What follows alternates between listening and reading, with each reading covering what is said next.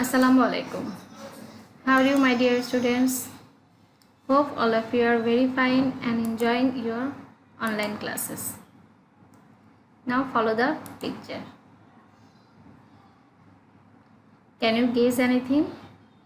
What will be my today's topic? Yes, you guessed properly. Today I will discuss about metal and non-metal. Let's start the class. Yesterday, that means in my previous class, I have discussed about types of matter on the basis of physical state of matter. Today, I also discuss about the types of matter but on the basis of different characteristics of density of matter. And according to this, matters are again two types: metal and non-metal. At first, metal. What is metal? The matter which have shiny surface and which can conduct heat and electricity is called metal. That means metals have some characteristics. Let's see the characteristics of metal. Most of the metals are solid substances except mercury and some others which have shiny surface. That means metal or metallic substances are mainly exist in solid state which have shiny or glittery surface. Let's see here. These are some pots, picture of some pots made of metal, and follow the picture. Here their surfaces are shiny and they are solid substance. So this is the most common characteristics of metal, which are mainly in solid state and their surface is glittery surface. But also I have mentioned here there is some exception. Follow the next picture. Here this is also a metal. Its name is mercury, but it is in liquid state. Follow the picture. It is pouring, so it is in liquid state, but its surface is also so shiny. And also you have seen this mercury metal in thermometer. You have seen this mercury, there is used inside the thermometer. Inside the thermometer there is used mercury. So this is also a metal. So this is the common characteristics of all metal, is that metals have shiny surface. Now follow the another characteristics. Generally metals are creating jingling sound and do not break down easily when they are stricken by a hammer. Jingling sound means, that means this is one kind of sound, some like a ringing sound. When you strike a metal or any metallic substance by a hammer, then you hear one ringing type sound, that is called actually jingling sound. And you will hear this type of sound only when you will strike on the metals. But if you strike any on any non-metal, then you cannot hear this type of sound. So actually this is a special type of sound which is only created by metals. And also another property, metals are strong. Naturally metals are very strong. For this, when you strike a metal by using a hammer, hammer is also made by a iron, that is another metal, it will not easily break down. That means metals are generally very strong, and for this strongness metals are usually used in making the body parts of ship, bus, truck, all vehicles, aeroplane, etc. Now follow the another characteristics. All metals are good heat or thermal conductor. That means metals are good heat conductor, that is metal can conduct heat properly. Now follow the picture. This is a pen made of metal. Here this is aluminium pen. And why in which purposes this pen is used, do you know? Yes, this pen is generally used in cooking purpose, isn't it? But why do we use this pen for cooking purpose? Because this is made of metal and metals are good heat conductor. For this, when we are cooking or when we cook using this pen, then the food items are easily boiled using the heat conducted by this pen. For this, in cooking purposes, as cooking pot, metals are mainly used. Different metals are used. So this is also an important characteristics of a metal. It can conduct heat. And another property is they are also good electric conductor. This is also a very important characteristics of a metal. That is, metals are also good electric conductor. That means they also can conduct electricity properly. Follow the picture. Have you seen this? This is electric wire, and this wire is made of copper. Copper is also a metal. Why copper is used in making this electric wire? Because copper can conduct electricity.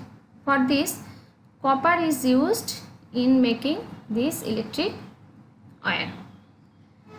So my dear students, these are the characteristics of metal, and already we have known about some metals. This is mercury, aluminium, copper, iron. Now we will see the picture of more metals. Follow this. All of we know this is gold ornaments. Yes, this gold is also a metal. And you know very well, gold is also shiny surface. It is very strong and it also can conduct heat and electricity. Now, have you seen the pure form of gold? I hope all of you, not all, you haven't seen. Okay, so this is the gold ornaments. Gold generally used in these purposes in making ornaments, but today we will see the pure form of gold. This is the pure form of gold which is extracted from mine. Now follow the next picture. This is also ornaments. This is silver bracelet. That is, this is silver. This is also a metal and its pure form looks like this. Now all of you, this is very familiar picture to you. This is a pot. This is a aluminium pot, and the pure form of aluminium is look like that. So these are the also metal: gold, silver, aluminium. Follow more examples. Already you have seen this is copper wire, electric wire, and the pure form of copper is like this. Now, do you know what is this? This is nut bolt, and this is made of zinc. So zinc is also a metal and its pure form is like this. Now, have you understood what is this? Yes, this is grill, and generally this grill is made of iron, and the pure form of iron is this. And also you have seen this roof which is made of tin in village area. So this tin is also a metal, and its original form is like this. So my dear students, already you have known the name of more metals, that is copper, zinc, iron, tin, silver, aluminium, gold, etc. And gradually you will learn about more metals. There are many metals also. Gradually in higher classes you will know about them. Now we will know about non-metals. I think already you understand easily what will be non-metal. Yes, the things which does not show the metallic characteristics, they will be non-metal, isn't it? Let's see. The matters which are not generally glitters, which do not conduct heat and electricity, and which are not creating jingling sound when they are striken are called non-metals. That means the matters which does not show the metallic characteristics are non-metals. For example, water. Water is a non-metal.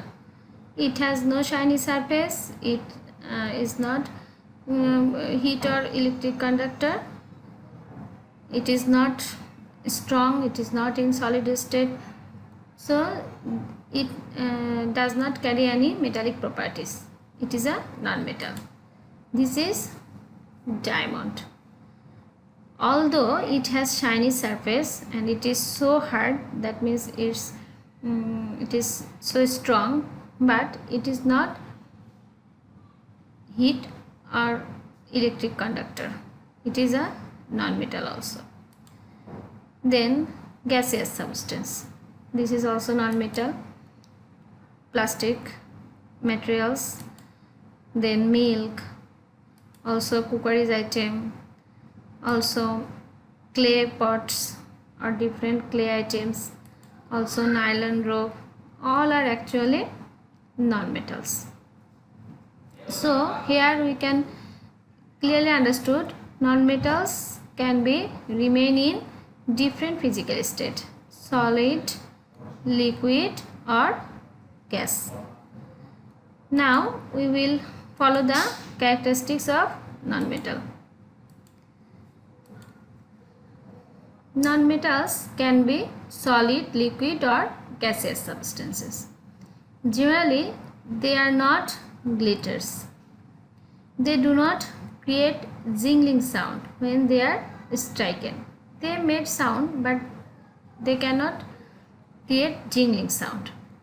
Almost all non-metals are brittle. That means easily breakable. That means the strength of non-metals are not so hard like metal. They are in most cases they are brittle, and they are poor heat and electric conductor. Almost all non-metals are insulator. What is insulator? Insulator means not able to conduct electricity. So most of the non-metals are actually insulator. So these are the properties or characteristics of non-metal. Now we will see some experiment related to the properties of metal. Follow here. This is the thermal conductivity of metal. This is an important property of metal, thermal conductivity. So how can we prove this property of metal, thermal conductivity? Follow the picture. Here, this is a picture. Follow here. This is a candle. Actually, this candle is used here as a source of flame. heat source. As a source of heat, this flame is used. And here this is a metallic bar. Here one metallic bar is holding on the flame, and as a result what will happen here, or what is happening, the end of the metallic bar which is touches on the flame, in this end, using this flame or contacting with the heat, this end is actually heated, and this heat is conducted by this metallic bar and to the another end in which it is held. So after some time it is felt hot. So by this experiment we can easily prove that metal is a thermal conductor. Now follow the another experiment. Here follow this. This is a pan, and inside the pan this is there is hot water, and inside this hot water there are kept 3 spoons of different materials. This is plastic spoon, this is metallic spoon, and this is wooden spoon. And on the spoon there are kept butter, and you know very well, due to heat butter is easily melted. So if we keep butter on these 3 different materials spoon, and due to using hot water, the heat from hot water is conducted by this spoon and butter will be melted. Now what will be happen in this experiment? Yes, already you can see from the picture, the butter from the metallic spoon is melted and falling down. Why? Because among these materials, that is plastic and wooden materials, metals are good heat conductor. For this, the butter of this metallic spoon is melted at first, and the butter of these spoons will melt, but they will take more time than that of metal spoon. So like this way you can easily done this experiment at home also. Both experiment you can done at home to prove the thermal conductivity of metal. And this type of experiment are also described in your book. Here in your book there is used, instead of butter there is used coin, metallic coin, which is fixed with wax, and the same phenomenon will occur also there. Due to heat, the wax will melted and the coin will fallen down the water. So if the question may come, then how will you prove the thermal conductivity of metal, then you can describe any one of this experiment. Now I will show you the application of this property, that is thermal conductivity of metal. Follow the picture. Yes, there is cooking, and follow here. Cooking is done in different types of metallic pot, aluminium pot, iron pot, also another metallic pots. So why these metallic pots are used in cooking purposes? Because they are good thermal conductor. And for this, when we want to cook food, then these food items are easily cooked or easily boiled using the heat conducted by these metallic pots, because we cannot give heat to the food items directly. For this we have to use some pot, and if we use metallic pot, then it will conduct heat properly and we can cook properly also in a less time, isn't it? If we use any non-metallic pot, then our cooking will be finished, but in that cases time will be needed more, and so more fuels will be needed, and also the longevity of pot will not be enough, because if we use, for example, if we use clay pot, then clay pot is very easily break down. So in that cases we have to need more cost to buy the new pot. So there are many difficulties using non-metallic pot. But if we use metallic pot in cooking purpose, then we will get the heat properly, and the longevity of pot will be more, and most valuable time, less time is needed and less fuel is needed. So many advantages we will get due to use metallic pot in cooking purposes.